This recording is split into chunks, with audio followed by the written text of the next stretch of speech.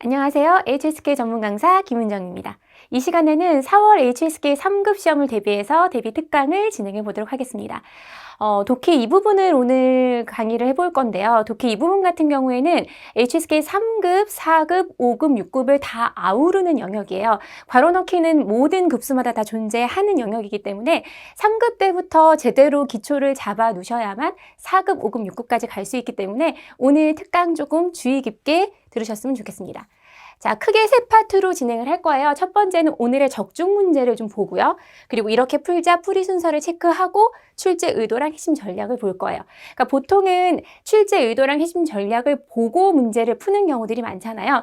그럴 경우에는 이제 정해져 있으니까 머릿속에 쏙쏙 들어오긴 하겠지만 막상 고사장에서 시험을 볼 때에는 저희가 제일 먼저 보는 것이 문제잖아요. 그래서 실전에 맞게 문제를 확인을 하고, 그리고 굉장히 중요한 게 제가 생각할 때에는 문제를 딱 보자마자 이게 어떤 출제 의도를 가지고 출제됐는지를 바로 파악하는 건 일반 수험생들은 좀 힘든 일이에요. 그래서 문제를 풀 때는 그 푸는 과정이 사실 굉장히 중요합니다. 푸는 과정 속에서 이런 문제였구나. 그럼 이런 문제는 이렇게 푸는 거였지 라고 이게 해결이 되는 거라서 정말로 시험 현장에서 문제 푸는 과정대로 적중 문제 보실 거고요. 그리고 풀이 순서 체크할 거고, 그리고 다 풀고 나서 이런 핵심 전략에 이런 중요 포인트가 있었구나, 이거 잡고 넘어가 보도록 하겠습니다.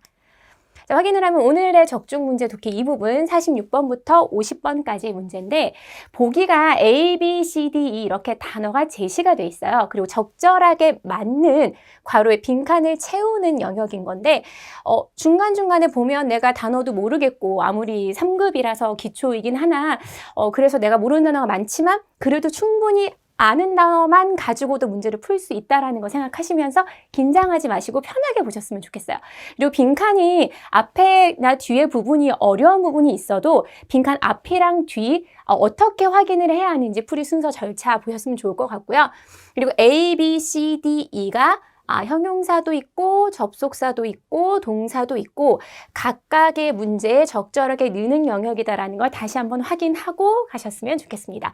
그리고 보통은 46번에서 50번까지는 짧게 한 줄로 이루어져 있고요. 그 후반부 문제는 두 줄로 이루어져 있어요. 그걸 한 화면에서 한번 접근을 해보도록 하겠습니다. 자, 이렇게 풀자 풀이 순서부터 정신 똑바로 차리고 보셔야 돼요. 왜냐면 내가 정말 시험을 딱 보러 갔는데 그래 문제가 그래 뭐 형용사도 나온다고 했고 동사도 나온다고 했고 막 어떻게 풀어야 되지? 그 절차를 딱 정확하게 기억하셔야 돼요. 보기 먼저 보면서 분석을 하고 빈칸 앞뒤 맞춰가면서 해야 한다는 거 차근차근 한번 보도록 하겠습니다. 스텝 1. 제시된 보기의 품사와 뜻을 살피셔야 돼요. 제가 뜻과 품사가 아니라 품사와 뜻이라고 말씀을 드렸죠. 그러니까 뜻은 알 수도 있고 모를 수도 있잖아요. 제가 딱 봤을 때 내가 모르는 단어 나왔어. 그럼 쫄릴 수가 있는데 이게 대충 단어는 모르겠지만 명사일 수가 있겠다. 생긴 게 부사처럼 생겼다. 추정이 가능할 수가 있단 말이에요. 그래서 품사랑 뜻을 한번 살펴보셔야 돼요. 그래서 A 같은 경우는 年轻, 젊다라는 형용사. B 같은 경우는 然后, 그 후에요.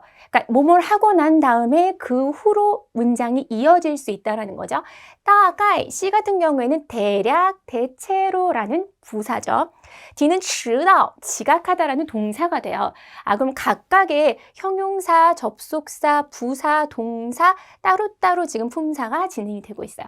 历史는 역사라는 명사죠. 일반적으로 제시된 보기 같은 경우에는 이렇게 골고루 품사가 섞여 있을 경우가 높기 때문에 각각의 단어가 어떻게 들어가는지가 뜻으로 접근하는 것이 아니라 이 어휘가 이러한 특징을 가지고 있어서 문장에서 이 자리에 들어갈 수 있어, 저 자리에 들어갈 수 있어가 품사로 결정이 된다는 건 HSK 3급 기초부터 정확하게 잡아두셔야 돼요.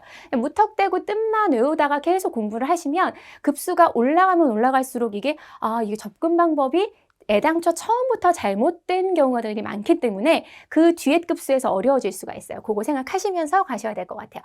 젊다 형용사, 然后 접속사 그 후에 부사, 대략, 동사, 지각하다, 명사, 역사였다라는 거 보고 가겠습니다. 넘어가 볼게요. 이제 두 번째 해야 되는 것이 순서도 보기가 먼저 제시가 돼 있잖아요. 그래서 A, B, C, D를 먼저 보고 그 다음에 이제 빈칸을 확인을 하셔야죠. 그러니까 무턱대고 읽는 것이 아니라 빈칸이 이 문장에서 어느 위치에 있는 것인가를 확인하는 게 중요한 거예요. 46번부터 빨리빨리 보면 돼요. 왜냐면 실전 문제처럼 보면 앞에 뭐 임티엔더 호의 非常重要가 뭐 그렇다 치고 비에 什么什么러예요. 그러면 부사 비에라는 부사 뒤에 그리고 러라는 조사 앞에 빈칸이 쳐져 있을 경우에는 동사죠. 이 정도는 여러분들이 알고 계시는 거죠. 부사랑 러 사이에는 동사 머릿속에 집어넣으시면 될 것 같아요. 47번을 볼게요. 47번은 지엠비엔 해놓고선 앞쪽에 302호에 오늘 빤진 라일러 이사를 왔어. 중간중간에 뭐 내가 빤진 이런 단어들 몰라도 크게 상관없고요. 러가 들어가 있기 때문에 뭐가 왔단 얘기인지 아는 단어만 가지고도 충분히 유추는 가능할 수 있죠. 근데 중요한 건 빈칸의 위치예요. 빈칸의 위치를 보시면 일단은 지금 양사와 그리고 더 뒤에 있는 명사 사이에 빈칸이 존재를 해요. 그럼 일반적으로 어떠한 누구 이렇게 이어지는 경우가 많잖아요. 빈칸 앞에가 반드시 형용사가 온다라는 건 아니지만 형용사가 올 가능성이 굉장히 크죠. 근데 더 앞에 있는 빈칸은 부사나 이런 접속사가 오기는 좀 힘들어요. 그렇기 때문에 지금 제시되어 있는 것들 중에서는 더 앞에 올 수 있는 것이 형용사. 그리고 일반적으로 형용사는 헌이나 쩐이나 페이창 같은 정도부사 뒤에 놓인다라는 것도 지금 기억하고 가시면 좋을 것 같습니다. 자, 볼게요. 48번까지 확인을 합니다. 보시면 이제 그 46번이나 47번 같은 경우, 47번 같은 경우는 한 문장으로 이루어져 있죠. 48번 같은 경우는 절과 절로 연결이 되어 있는 상태인데 앞에 보면 이 시엔 우선 뭐뭐 하고 다른 것들이 뭐 해석이 힘들더라도 네가 우선 뭐뭐 하고 그리고 끊어지면서 다시 결정을 내리고 이렇게 나와 있어요. 그럼 절과 절을 얘 같은 경우에는 지금 절과 절 뒷절에 있어도 앞에 비에라는 부사가 있잖아요. 그런데 얘는 지금 48번 같은 경우 두 번째 절 시작에 빈칸이 쳐져 있기 때문에 절과 절을 연결하는 접속사가 들어갈 가능성이 크다라고 우리가 추정이 가능한 거죠. 49번 볼게요. 아주 전형적이에요. 이거는 쓰기 일부분에서도 굉장히 많이 언급되는 건데 더 뒤에는 명사가 와요. 그럼 머릿속에 집어넣으셔야 돼요. 그래서 오늘 배웠던 거 부사랑 러 사이에 동사 들어가는 거 뭐 더 앞에는 형용사가 올 가능성이 비교적 높다라는 거 절과 절을 연결하는 중간에는 접속사가 들어갈 수 있다라는 거 더 뒤에는 무조건 명사 이렇게 머릿속에 집어넣으시면 막상 시험을 보러 가면 독해 이 부분 봤을 때 그게 쫙 그래 맞아 이 뒤 진짜 이런 데다가 빈칸을 채워 넣는 경우가 많구나 라고 생각하실 수 있을 거예요. 50번도 문장은 다 길어도 다 워라는 주어와 밍바이라는 동사 사이에 빈칸이 쳐 있어요. 그러면 부사예요. 그죠? 수로 앞에는 부사.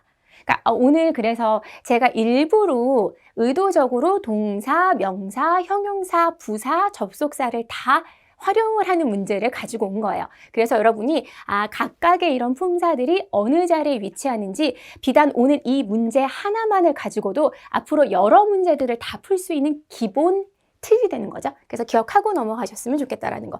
그럼 이제 다 풀렸어요. 왜냐하면 우리가 이미 A, B, C, D의 품사를 확인을 했고 빈칸을 보면서 이 빈칸이 어떤 품사가 들어가는지를 다 지금 짚어봤기 때문에 맞춰서 집어넣으시면 돼요.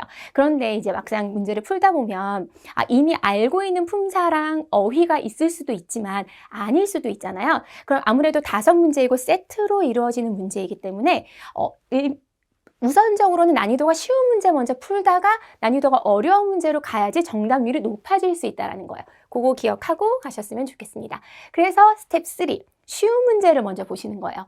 그러니까 내가 46번이 첫 문제라고 해서 얘가 반드시 처음에 풀린다라는 보장은 없는 거예요. 그러니까 46번부터 50번까지 내가 가장 먼저 풀 수 있는 쉬운 문제 먼저 풀어야 확률적으로 정답을 빠르고 정확하게 맞출 수 있는 거죠. 그래서 보시면 더 앞이나 뒤에 문제가 넣기가 좀 쉬워요. 그래서 형용사 니엔칭을 넣으면 될 것 같고 더 뒤에가 리시 명사니까 더 앞이랑 뒤 먼저 해결을 보자. 굉장히 이거는 예외 없이 딱 적용되는 패턴이기 때문에 쉬운 문제 먼저 풀 수 있는 거죠. 그리고 사실 부사도 보기에서 제시되어 있는 게 하나밖에 없기 때문에 주어랑 동사 자리에 위치는 부사가 무조건 와요. 그래서 따까이 넣어놓고 시작하면 되겠다라고 보시면 되는 거예요. 굉장히 난이도가 높은 문제들을 보는 거죠. 사실 비에랑 러 자체의 동사가 들어간다는 사실은 급수가 높아지면 굉장히 쉬운 패턴일 수 있지만 HSK 3급에서는 고정적으로 딱 알고 있지 않으면 접근이 어려울 수 있기 때문에 나머지는 러가 들어가니까 사실상은 동사 주다 오면 되는 거죠. 그리고 이제 시엔 然后 이런 것들이 조금 접근이 어려울 수 있어요. 이제 HSK 3급 같은 경우에는 접속사를 배우고 있는 단계이기 때문에 先然后 우선 무엇을 하고 그 다음에 라고 해서 접속사로 연결이 되는 거죠. 그래서 然后를 넣으면 되겠구나 라고 생각을 하시면 돼요. 오늘 문제 굉장히 중요하면서도 사실은 이 문제를 지금 딱 기억을 하고 있으면 HSK 4급과 5급까지는 직접적인 연관관계가 있기 때문에 굉장히 큰 도움을 받으실 거예요. 그래서 오늘 배웠던 내용이 비록 지금 한 세트의 문제이기는 하나 HSK 3급 나아가서 4급, 5급까지 다 아우를 수 있는 굉장히 중요한 전략들과 기본 틀이 있었기 때문에 정확하게 숙지하시고 가셨으면 좋겠습니다. 출제 의도랑 핵심 전략으로 이제 정리를 해볼게요. 이 괄호 넣기를 내는 출제 의도가 뭐냐면 품사의 위치예요. 그러니까 어휘의 뜻으로 접근하는 것이 아니라 명사라는 애가 동사가 어느 자리에 문장에서 어디에 위치하는지를 너네가 알고 있니? 라고 출제자가 물어보는 거예요. 그게 의도죠. 핵심 전략 같은 경우 머릿속에 정확하게 기억하셔야 돼요. 동사, 명사, 부사, 형용사, 접속사는 이제 절과 절 연결이니까 그건 앞에 절을 확인하고 세트를 외우셔야 되는 부분이고 별도로 이 네 가지는 아주 기본적이에요. 그래서 부사 뒤에 혹은 또 러 같은 거 앞에는 이제 보통 동사가 올 수 있겠죠. 명사는 양사, 이거, 른, 그죠? 이거, 동시 이런 식으로 갈 수 있으니까 명사 같은 경우에는 양사 또는 더 뒤. 부사는 주어와 동사 사이에 들어갈 수 있고 형용사는 非常很太 사실상 오늘은 더 앞에다 형용사를 넣는 경우를 봤지만 非常이나 很이나 太 같은 정도부사 뒤에 형용사가 들어가는 경우도 굉장히 많기 때문에 여러분들께서 형용사의 위치는 이러하구나 라고 기억하셨으면 좋겠습니다. 제가 쭉 오늘 독해 이 부분을 훑어봤는데요. 빈칸 넣기가 순서 자체가 보기 먼저 확인하고 빈칸의 위치 보고 근데 이 모든 것들이 품사를 기준으로 이루어져야 한다라는 거. 그래서 출제 의도랑 핵심 전략까지 머릿속에 딱 넣으시고요. 그리고 다시 한번 계속 반복해서 보시고 그리고 왜냐면 한 번 봤을 땐 까먹기 쉬우니까요. 오늘 배웠던 내용을 머릿속에 딱 넣으시고 시험 현장에 가셔서 고사장에서 이 정확한 풀이 순서에 따라 문제 푸시면 좋은 성적 거두실 것 같습니다. 자, 이 수업을 통해서 좋은 성적 거두시길 바라면서요. 오늘 수업 여기서 마무리 짓도록 할게요.